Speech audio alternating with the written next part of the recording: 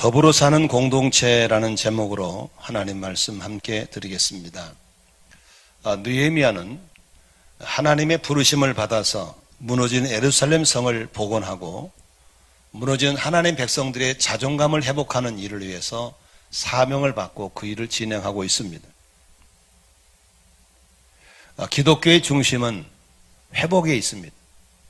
에덴 동산의 죄 때문에 무너진 하나님과의 관계, 건강이 무너지고 축복이 무너지고 평화가 무너진 것을 회복하는 데 우리 예수님이 오신 줄로 믿습니다. 그런데 회복으로 가는 길에는 하나님이 함께 하심으로 형통함도 있지만 언제나 원치 않은 장애물도 많습니다. 왜냐하면 그것을 무너지게 하고 회복하는 걸 그렇게 싫어하는 원수가 있다는 사실을 항상 잊지 않기를 바랍니다. 여러분 가정이 회복되고 무너진 한국교회가 회복하는 일을 위해서 우리가 이렇게 앞서 나갈 때에 언제나 형통함만 있는 것이 아니고 이 회복을 방해하고 싫어하는 원수들의 장애가 있다는 사실을 언제나 잊지 않기를 주님의 이름으로 축원합니다. 느헤미야가 예루살렘 성을 회복하여 나갈 때에 산발락과 도비아라고 하는 하나님의 원수들이 연합을 이루어서 비웃고 비아냥거리고 우리를 자꾸 좌절하고 낙심하게 할 때 우리는 거기에 말려들면 안 됩니다. 그럴 때일수록 부르심을 따라서 하늘의 그 사명을 따라서 믿음의 전진을 계속하시기를 바랍니다. 그런데 이제 그런 비웃음 통해서도 비아냥 속에서 절망하고 낙심하고 계속 나갈 때 이제 원수들은 한 발 더 나가서 이제 우리를 죽이려고 살기등등하게 위협하고 있는 걸 볼 수 있습니다.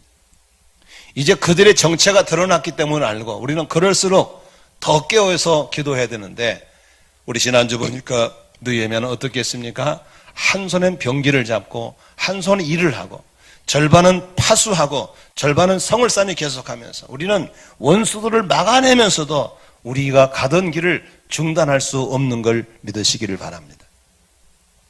많은 사람들이 가정을 회복하고 사업장을 회복하고 믿음을 회복하고 무너진 교회를 회복하는 나아가는 데 있어서 그런 저항이 오면 지쳐버리고 그만두고 싶고 그만하고 싶을 때가 너무나 많습니다. 그러나 히브리서 10장에 보니까 우리가 뒤로 물러가면 하나님이 기뻐하지 않는다 그랬습니다. 우리는 뒤로 물러가 침륜에 빠질 자 아니고 믿음을 가지고 앞으로 전진해야 될 줄로 믿습니다. 제가 이렇게 29년 동안 이 교회에서 목회하면서 언제나 형통하고 언제나 햇빛 쨍쨍 쬐는 형통한 날만 있는 건 아니었습니다. 이런 일 저런 일 끊임없이 그런 나를 낙심하게 만들고 좌절하게 만들고 에이 여기까지다 그만하자고 싶을 때가 한두 번이 아니었습니다. 그때마다 언제나 하나님 부르심을 점검하고 내가 누구인지 내가 누구로 살아간지를 끊임없이 점검하면서 전진할 수 있는 걸 믿으시길 바랍니다. 여러분도 마찬가지입니다. 여러분의 주어진 무너진 것들을 회복하는 일이 나갈 때 때로는 그만두고 싶고 여기까지다 싶을 때가 참 많겠지만 우리는 그럴수록 하늘의 부르심, 하늘의 소망, 그 비전을 따라서 믿음의 행진을 계속하기를 주의 이름으로 축원합니다. 옆사람 인사합시다. 힘을 내세요. 할렐루야. 힘을 내서 가야 될 줄로 믿습니다. 그런데 우리가 신앙생활 하다 보면은 이걸 잊으면 안 됩니다. 무너지는 것은 외부의 공격에서 무너지는 것보다는 내 안에서 분열이 생기고 내 안에서 빈약해져서 내 안의 문제로 무너질 때가 너무나 많다고 하는 것입니다. 우리나라 역사 5천년 역사 가운데 수많은 공격을 받았죠. 그러나 이것이 밖에서 주는 공격 때문에 무너진 것보다는 우리 안에서 분열이 생기고 원망이 생기고 불평이 생겨가지고 약화돼서 무너져 버린 것입니다. 성도들의 건강도 마찬가지입니다. 밖에서 밀고 들어올 때는 무너진 게 아닙니다. 내 안에서 체력이 떨어지고 내 안에서 면역성이 떨어지면서 무너지는 거예요. 오늘 느헤미야가 그렇게 하나님의 성의 회복을 위해 나아갈 때에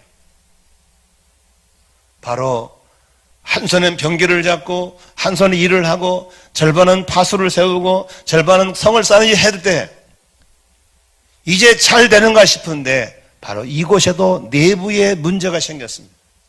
내부에 원망이 생기고 불평이 생기고 그러면서 문제가 생겼을 때 느헤미야는 이 문제가 왜 생겼는가, 원망 불평의 원인이 무엇인지, 그리고 이걸 어떻게 처리했는지를 오늘 보면서 여러분 가정의 문제, 내 내면의 문제, 여러분 사업장의 문제, 그리고 우리나라와 우리 한국교회 그리고 우리 교회의 좀 문제를 살펴보면서 내면을 더 견고하게 하는 그런 시간 되시기를 주의 이름으로 축원합니다. 그렇다면 이 예루살렘 성을 회복하는 가운데 내면에 어떤 문제가 생겼는지 한번 5장 1절과 2절을 한번 같이 읽도록 하겠습니다. 시작. 그때 백성들이 그들의 아내와 함께 크게 부르짖어 그들의 형제인 유다 사람들을 원망하는데 여기서 원망을 보면 참 재미있는 것은 누가 원망하고 있어요? 그들의 형제가 형제를 원망하고 있는 겁니다. 세번역 성경에는 이렇게 써 있습니다. 백성 사이에서 유다인 동포를 원망하는 소리가 크게 일고 있다라고 했습니다. 외부가 우리를 향한 원망이 아니고 우리끼리 여러분 병 중에서요 루푸스라는 병에 걸리면 안 되는 이유가 그 병은 내 세포가 내 세포를 자기가 자기를 공격하는 병이에요. 그 무서운 병입니다. 이런 병에 우리 성도는 아무도 안 걸리기를 축복합니다. 지금 아멘 하셔야 돼요. 아멘이시죠? 제가 아는 분은 이 병 걸려놓으니까요 이게 무섭더라고요. 자기가 자기를 공격하는 거예요. 오늘 본문에 보니까 자기 형제가 자기 형제를 원망하고 있는 거예요. 원망의 이유가 무엇이 있을까? 2절, 3절, 4절에 보니까 어떤 사람은 똑같은 말을 하고 있죠.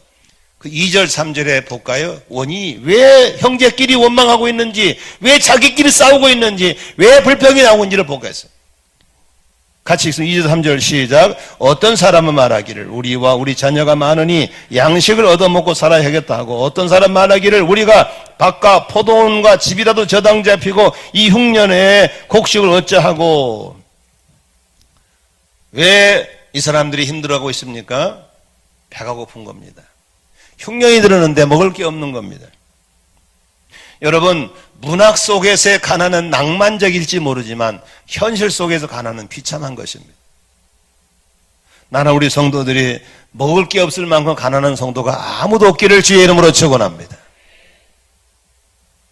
오늘도 우리 어떤 권사님이 제가 예배를 마치고 가니까 계란을 삶아 주더라고요.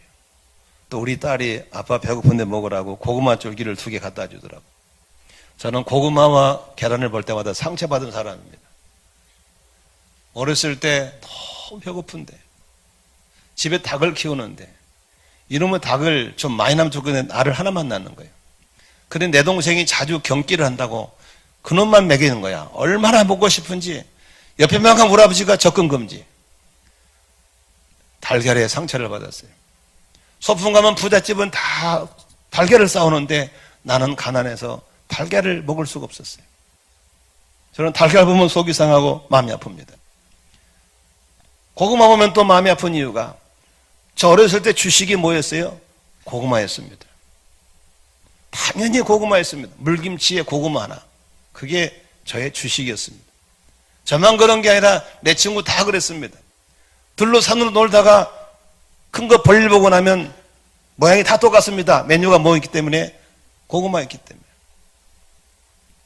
지금은 먹을 게 많아서 살이 찌고 살 빼라 애를 쓰지만 정말 우리는 어려운 시절 살았습니다.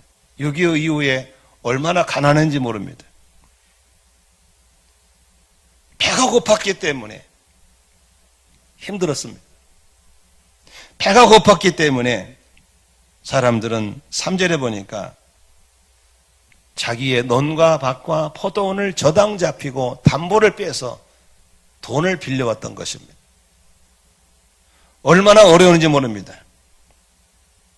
두 번째, 그들이 원망했고 불평했던 이유는 무엇이었습니까? 4절, 5절 같이 읽겠습니다. 시작. 어떤 사람은 말하기를 우리는 밭과 포도원으로 돈을 빚내서 왕에게 세금을 바쳤도다. 우리 육체도 우리 형제의 육체와 같고 우리 자녀도 그들의 자녀와 같거늘 이제 우리 자녀를 종으로 파는도다. 우리 딸 중에 벌써 종된 자가 있고 우리의 밭과 포도원이 이미 남의 것이 되었으나 우리에게는 아무런 힘이 없도다 하더라. 세금 문제입니다. 세금이라고 하는 건 그 나라 사는 백성들이 당연히 해야 될 의무입니다. 우리나라 4대 의무가 있죠. 그 중에 하나가 납세 의무입니다. 이 땅에 사는 동안에 이 나라의 땅을 밟고 사는 동안에 우리는 세금을 내야 됩니다. 세금은 피할 수가 없는 것입니다. 그런데 우리나라 사람들은 세금 내는 걸 별로 안 좋아합니다. 왜 그럴까? 2가지 이유 때문에 그렇습니다. 국민성의 수준이 낮습니다. 두 번째, 이 나라 제도적으로 세금을 내면 별 혜택이 없습니다. 그러나 선진국 사람들은 세금 내는 걸 좋아합니다. 국민성이 높을 뿐더러 세금을 낸 것만큼 혜택이 돌아오기 때문에 그렇습니다. 그래서 국민들 머릿속에는 어떻게 하면 세금을 안 낼까라는 생각을 먼저 하고 있는 겁니다. 그래서 적게 내는 걸 절세라고 그러죠. 안 내는 걸 탈세라고 그러죠. 절세는 죄가 아니지만 탈세는 죄가 되는 겁니다. 이번 정부 들어서도 세금을 얼마나 가져가는지 국민들이 힘들어합니다. 저는 정부를 욕하고 싶지 않습니다. 그동안 안 냈던 걸 내고 있는 것뿐입니다. 그러나 중요한 건 이 정부도 세금을 내는 것만큼 그 국민들에게 혜택이 돌아가도록 세제를 바꿔야 될 줄로 믿습니다. 좀 그렇게 하겠다는 사람들에게 표를 줘야 되는데 자꾸 아무나 표를 줘버리니까 국회의원들이 그런 걸 못 만들어내는 겁니다. 그런데 지금 이 성을 쌓고 애쓰는 사람도 왕에게 세금 바치는 게 너무 버거워서 빚을 위해서 세금을 내고 있는데 오늘 5절에 보니까 가진 거 다 잡히고도 모질해서 이제는 집에 내 사랑하는 아들, 내 딸을 그 집의 모습으로 식모로 보내야 되는 이미 보내놨다고 얘기하고 있는 모습을 보면서 그들이 얼마나 힘들고 어려웠는가에 대해서 얼마나 힘들었으면 그렇게 원망이 나오고 불평이 나왔다는 걸 보면서 오늘 원망 불평의 소지를 찾게 된 것입니다. 여러분, 잠언 30장에 아굴이 이런 말을 합니다. 하나님, 나에게 너무 부하게도 마시고 가난하게도 말겠어요. 너무 부자가 돼가지고 하나님 모른다 걱정이 되고 너무 가난해서 남의 것을 도둑질할까 봐 걱정됩니다. 살 굶으면 남의 담을 넘는다는 그런 말이 있습니다. 배가 고프고 재정이 어려우면 힘들면 그렇게 원망도 불평도 나오는 것입니다. 아무리 비전도 좋고 사명도 좋지만 배고픔 힘들면 못 견디는 겁니다. 저는 우리 젊은이들과 함께 선교지에 선교를 많이 다녔습니다. 그리고 지금은 자주 못 나가지만 우리 젊은이들을 내보낼 때 내가 리더에게 꼭 가르치는 한 가지가 있습니다. 팀으로 선교를 가서 원망 불평 나버리면 그 팀은 끝나는 겁니다. 이미 그건 선교 못합니다. 원수가 공격해서 자기들끼리 불평하고 싸우고 나면 선교는 끝나는 겁니다. 그러므로 어떻게 해야 이 팀 내에서 원망 불평이 안 나올 것인가에 대한 전략을 가르쳐 줍니다. 여러분도 리더가 될지 모르니까 잘 듣고 적용하시기를 바랍니다. 아멘 하면 좋아요. 2가지를 꼭 신경 써야 됩니다. 첫째, 팀원 내에서 정보를 공유해야 됩니다. 우리가 앞으로 어떻게 할 거다, 몇 시에 어디를 가고 무슨 일 할 거다, 이런 정보 소통을 충분히 해야 불평이 없습니다. 그런 거 안 해놓고 무조건 따라와, 무조건 가자고 막 불평이 나오셔. 뭐야, 어디로 가는 거야? 좌충우돌 할 수밖에 없습니다. 그러나 오늘은 이렇게 합니다. 몇 시 어디로 갑니다. 뭘 할 겁니다. 아시겠죠? 정보를 소통하는 겁니다. 2번째 꼭 해야 될 있습니다. 리더는 책임지고 단원들의 배를 부르게 해놔야 됩니다. 라면을 끓여 먹이건 뭐 컵라면을 먹이건 뭘 먹이건 배가 부르면 백성들은 말이 없습니다. 그런데 선교한답시고 돈 아낀답시고 쫄쫄 굶겨놓으면 그냥 불평 나옵니다. 정보를 모르죠. 배는 고프죠. 내란이 일어나 버립니다. 그러면 선교를 갔다가 마귀의 공격을 받아가 팀이 폭삭 무너져 버립니다. 바로 느헤미야가 성 쌓는 걸 위해서 하나님 영광을 회복을 위해서 전진하면서 안에서 백성들이 이렇게 힘들고 배고프고 있다는 사실을 몰랐던 것입니다. 그래서 느헤미야가 6절에 백성들의 부르짖음과 이런 원망의 말을 듣고 크게 노했다 했습니다. 왜 노했을까? 7절에 원인이 있습니다. 7절 같이 한번 왜 원망 변화를 볼까요? 7절 시작. 깊이 생각하고 귀족들과 민장들을 꾸짖어 그들에게 이르기를 너희가 각기 형제에게 뭘 줬어요? 높은 이자를 취하는도다 하고 되를려 그를 쳤다.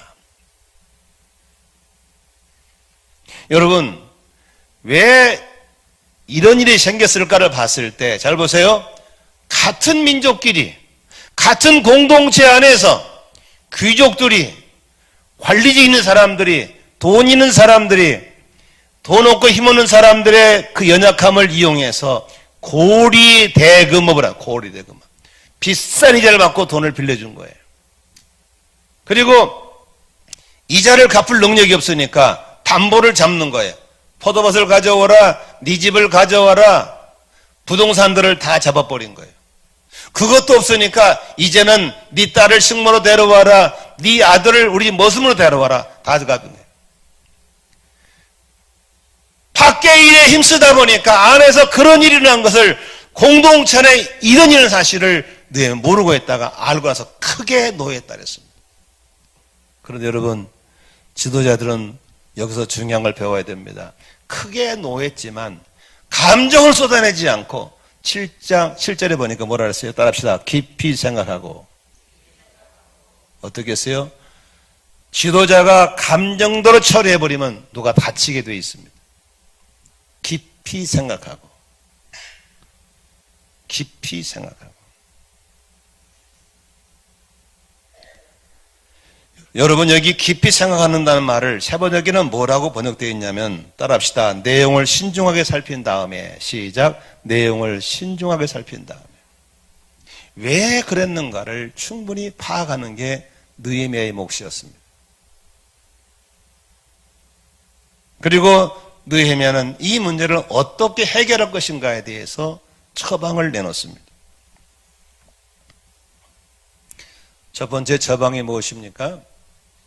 이 문제 해결을 위해서 대회를 열었다 그랬습니다. 7절에 보니까 대회를 열었다.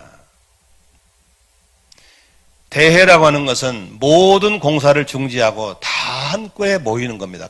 전체가 모이는 겁니다. 우리 장로들 계십니다마는 여기 교회 지도자들로 잘 들으셔야 할 필요가 있습니다. 문제가 생기면 문제를 시시하면 안 됩니다. 문제가 생겼을 때 너만 알아. 이거 알면 안 돼 하면서 책상 밑으로 쉬쉬하게 되면 그 문제는 점점 커져버리고 유언보가 나오게 되고 문제가 더 커져서 걷잡을 수 없게 되어버립니다. 문제는 드러내서 빛 가운데 드러내야만 원수가 맥을 못 칠 줄로 믿습니다. 아멘이시죠? 대회를 열어서 이게 이렇다라고 얘기해버려야 됩니다. 영적 전쟁에서 전신갑주를 입을 때 제일 먼저 입는 게 뭔지 아시죠? 진리 허리띠를 띠는 겁니다. 왜냐하면 이 허리에서 힘이 나오기 때문에 띠는 거거든요. 여기 진리가 무엇입니까? 성경 구절을 외우는 게 아닙니다. 많은 분들이 성경을 달달달 외우는 것이 힘이라는데 절대 그렇지 않습니다. 여기에 진리는 그게 아니고 투명한 삶입니다. 투명한 삶, 빛된 삶입니다.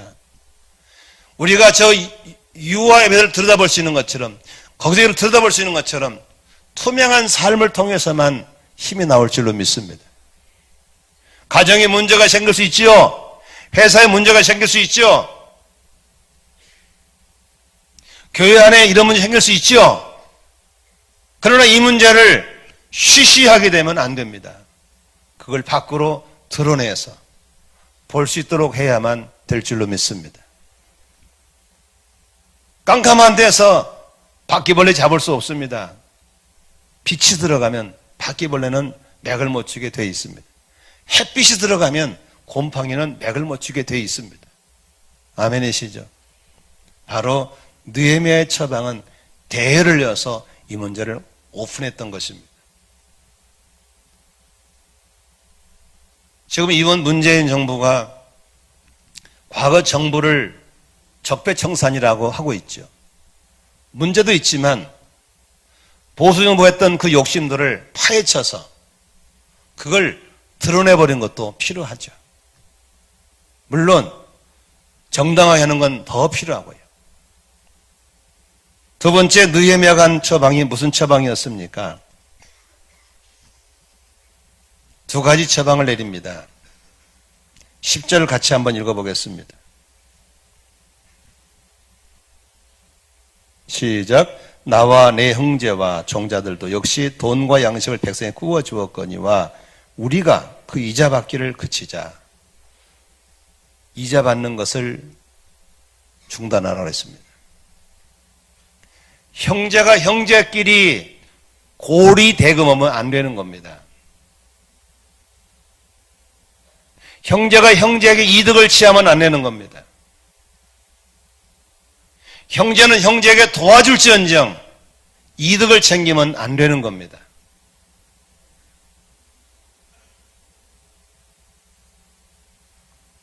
공동체 안에는 서로 이익 때문에 존재하는 게 아닙니다.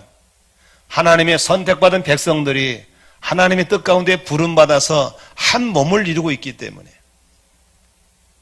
우리는 내가 저를 이용해서 이익을 보겠다는 마음으로 교회에 들어오면 안 됩니다. 손이 존재하는 이유는 몸을 섬기라고, 발이 존재하는 이유는 몸을 섬기라고, 눈이 존재하는 이유는 몸을 섬기라고. 아멘 좀 하세요. 내게 돈이 있으면 형제를 도우라고, 내게 힘이 있으면 연약한 자를 섬기라고 주신 것이지, 그것으로 이익을 챙기면 안 되는 것입니다. 아멘입니까? 이익을 챙기면 안 됩니다. 두 번째 처방이 있습니다. 11절입니다. 같이 읽겠습니다.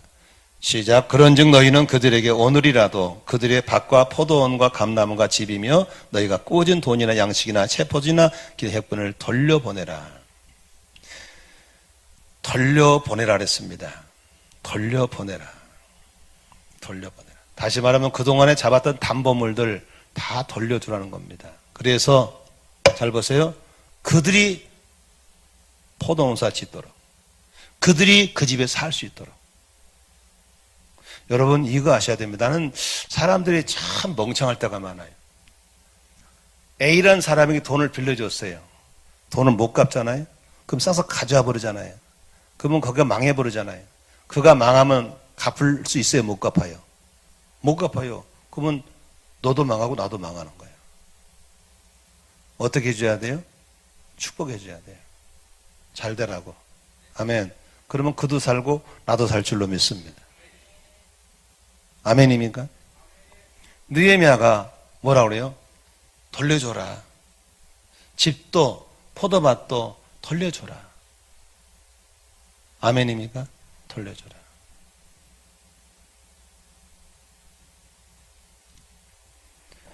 세번역 성경에는 상당히 아주 극한 표현을 했어요. 뭐라고 했냐면 당장 돌려주십시오. 당장 돌려주십시오. 그 다음에 이자는 이렇게 했어요. 따라합시다. 제발 이제부터는 백성에게서 이자 받는 것을 그만둡시다. 느헤미야가 이렇게 했을 때 잘 보세요. 그러면 그 부자들과 귀족들은 어떻게 했어요? 당장 수입이 끊어지잖아요. 그러죠? 어렵잖아요. 그럼 여러분 같은 뭐라 그랬어요? 냅둬, 너나 잘해, 이렇게 할 수 있겠죠.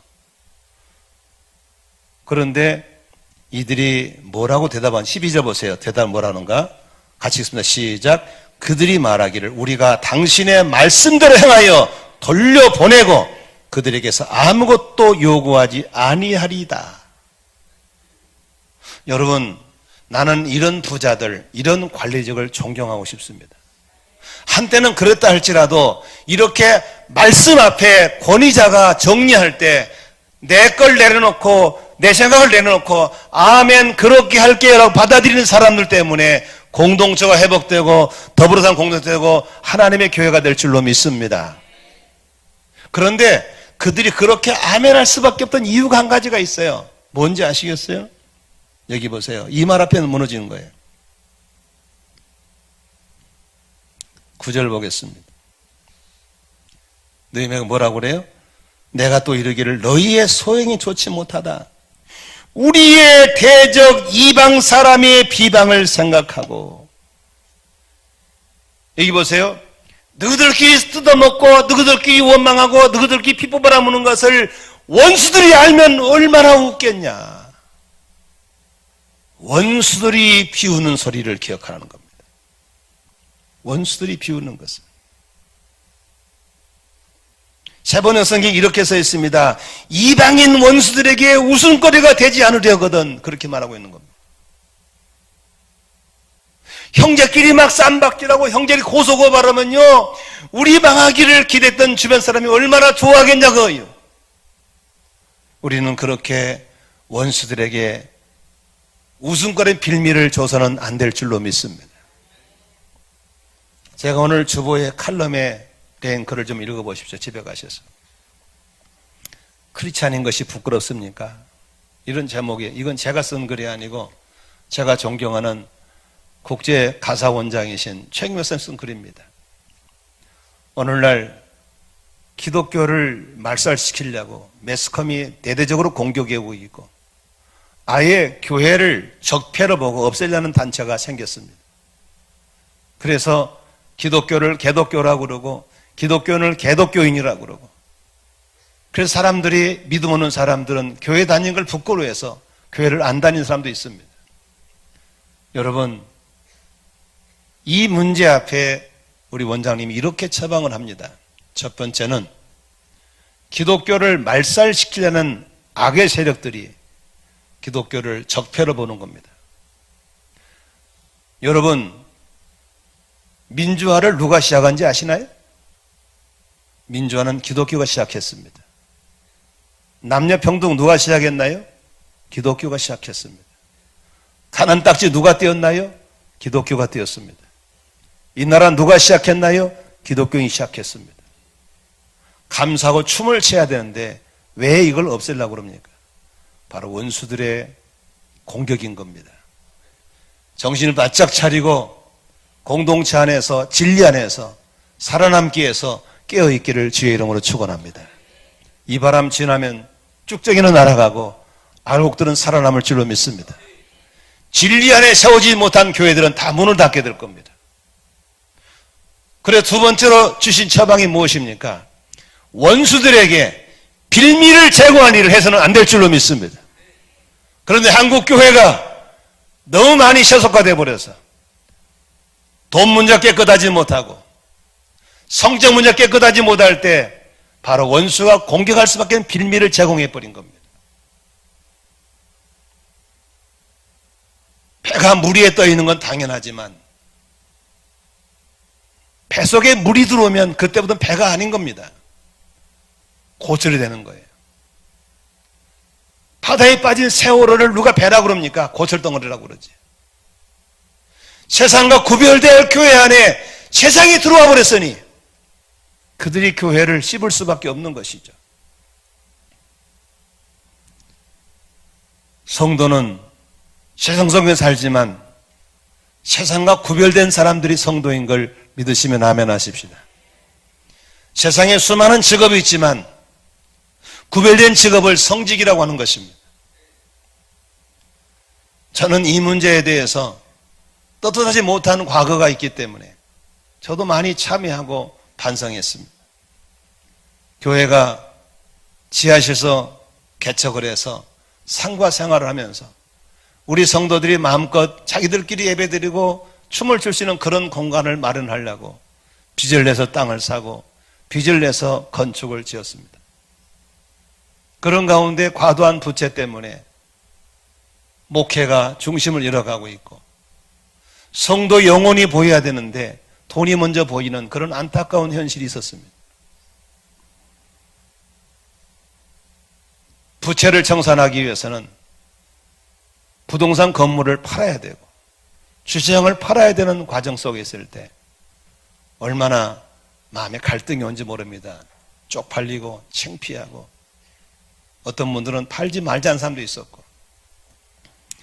그러나 교회가 교회되는 비결은 성도 영혼이 보여야 되는데 성도를 통해 돈이 보이면 안 되기 때문에 정말 가슴 아프지만 교육관 건물을 팔아야만 했고 주차장 반을 팔아야만 했던 그때는 정말 힘들었습니다.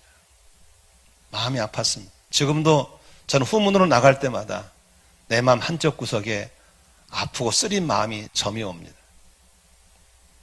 우리 아이들에게 마음껏 뛰어놀 수 있는 교육관 건물을 남겼어야 되는데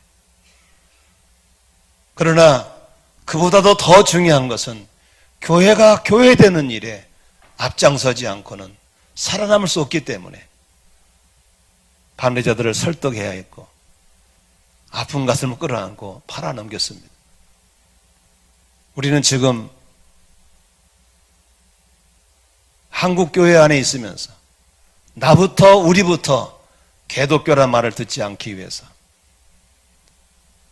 세상에 구별된 걸 갖는 교회가 되기 위해서 세상의 방법의 교회에 들어오지 않도록 우리는 지금도 신약교 회복이라는 가정교회를 향해서 가고 있는 줄로 믿습니다. 우리는 싸워야 됩니다. 우리는 대가를 지불해야 될 줄로 믿습니다. 교회를 없애려는 이 악의 세력들 앞에 그들이 공격할 빌미를 줘서는 안 될 줄로 믿습니다. 믿으시면 아멘 하십시다. 원수들이 비웃는 것을 봐서는 안 될 줄로 믿습니다. 이것이 그 부자들이 느헤미야의 말 앞에 복종하게 된 겁니다. 두 번째, 그 부자들이 순종할 수밖에 없던 이유가 무엇이었습니까? 13절에 나온 말입니다. 같이 읽어볼까요? 시작.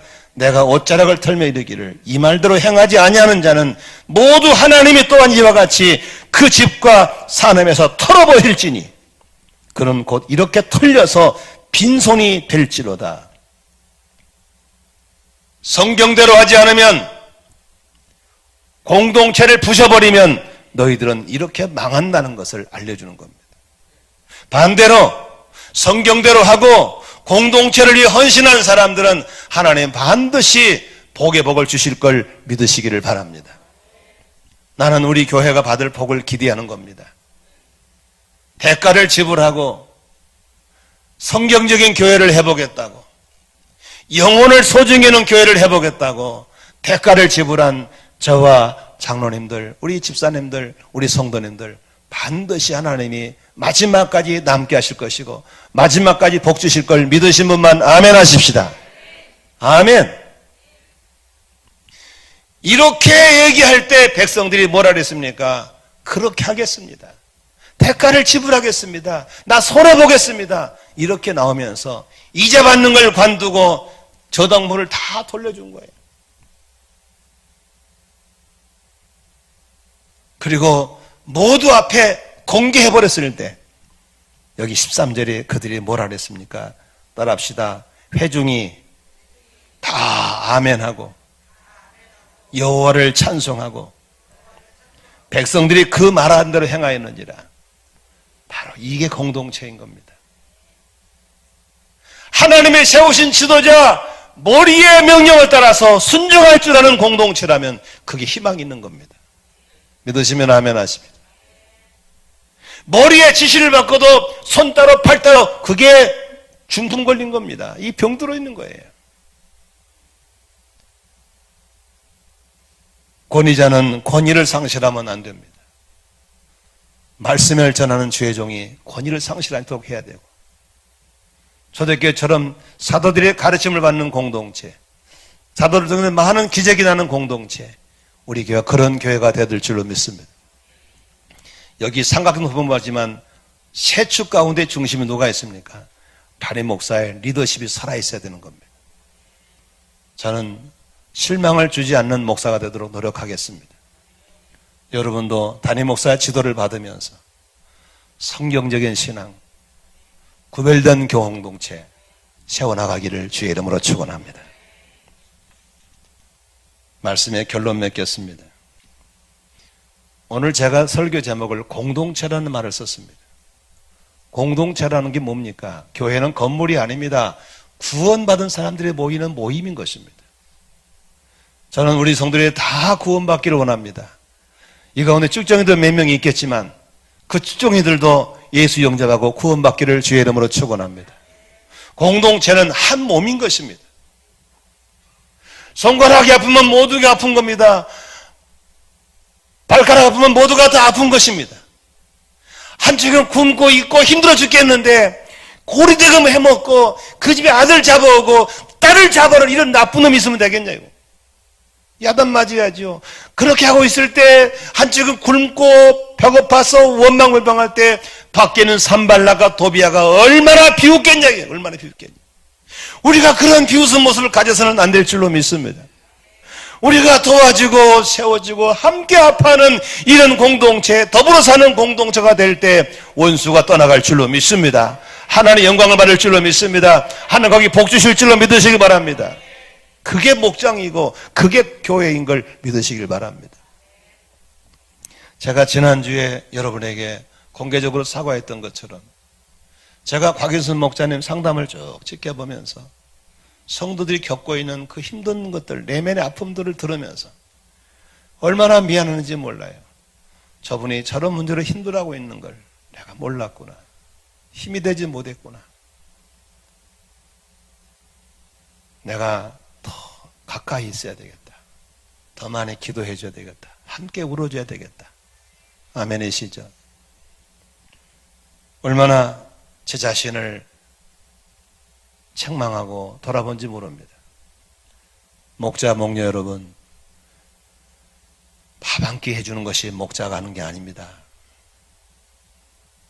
삶을 나눌 때 정성껏 들어야 됩니다. 거기서 기도 제목을 찾아내야 되는 겁니다. 눈물로 한 주간 동안 기도해 줘야 되는 겁니다. 그 다음 주에 그들이 하나님을 경험하고 하나님 이렇게 도와줬다고 간증하는 역사가 일어나야 될 줄로 믿습니다. 그러므로 목자는 답을 해주는 섬김의 리더이기도 하지만 영적으로 돌파를 도와주는 영적인 리더가 돼야 될 줄로 믿습니다. 그래서 그 목장에서 하나님의 사랑을 경험한다면 왜 그들이 안 모이겠습니까? 교회 안에서 그렇게 나의 연약함을 도와주고 서로 돕고 서로 잡아주고 서로 세워준다면 왜 교회가 안 되겠습니까? 썰렁해가지고 남남이 돼가지고 자기 교인끼리 누군지도 모르고 자기 교인끼리 고려대고 막 얹어 있고 이거 원수들이 얼마나 비웃겠냐고요. 9절에 뒤에면은 이렇게 말합니다. 우리의 하나님을 경외하는 가운데 행할 것이 아니냐. 경외함이라고 하는 하나님을 두려워하는 겁니다. 우리가 하나님을 두려워함으로 교회를 교회답게 만들어야 될 줄로 믿습니다. 우리 가정도 마찬가지입니다. 좋은 집 살겠다고 집 넓은 거 사놓고 빚값일하고 부부가 아침부터 저녁까지 일 나가고 애들은 더 나은 미래를 찾겠다고 공부한답시고 학교 나가버리고 다들 밖으로만 뛰고 있는 거예요. 그런 사이에 그 안에는 얼마나 곰고 썩고 문드러지지 모른다는 거예요. 일주일에 한 번씩이라도 단 한 번만이라도 가장께서는 우리 밥 한 끼 같이 먹자. 모여라. 같이 내면을 살펴보고 뭐가 힘든지 뭐가 안타까운지를 들어보고 집 안에 목장 모임을 가져보기를 바랍니다. 이번에 우리 아내가 컨퍼런스 가서 어떤 목사님의 간증을 듣고 얼마나 부러워하는지 수지제일교회 박경남 목사님의 간증입니다. 거기는 3남매를 낳으셨는데 3남매가 다 결혼했어요. 근데 3남매가 다 목자 목녀야. 그래 한 달에 한 번씩 가족 목장을 한대. 그래서 3남매니까 6명이잖아요. 부부 8명이잖아요. 손주끼리 올리브 블레싱 딱 해야 놓고 저끼리 목장하라고 그러고 8식구가 모여서 삶을 나누고 어려움을 나누고 축복해주고 할렐루야. 얼마나 부러운지 내가 아멘을 크게 했어요. 주여 나에게도 가족 목장을 주시옵소서. 우리 열심히 사는 거 좋지요. 그렇죠? 진넓은 사는 거 좋지요. 청년들을 꿈을 나는 거 좋지요. 그러나 오늘 이런 시간에 내면을 좀 돌아보세요. 내 안에, 우리 가족들 안에, 우리 목장 안에, 우리 공동체 안에, 우리 회사 안에 어떤 문제로 이렇게 힘든 지체가 있는 돌아보면서 우리가 섬겨주고 도와주고 세워주면서 헤쳐나가면 이방 사람들에게 조롱거리 되지 않도록 빌미를 제공하지 않는다면 하나님이 반드시 그 사람 복 주시고 그 가정 복 주시고 그 교회 들어 쓰실 걸 믿으시기를 바랍니다. 우리 함께 더불어 사는 공동체, 더불어 사는 가정 이루시기를 주의 이름으로 축원합니다. 축원합니다. 우리 기도하겠습니다.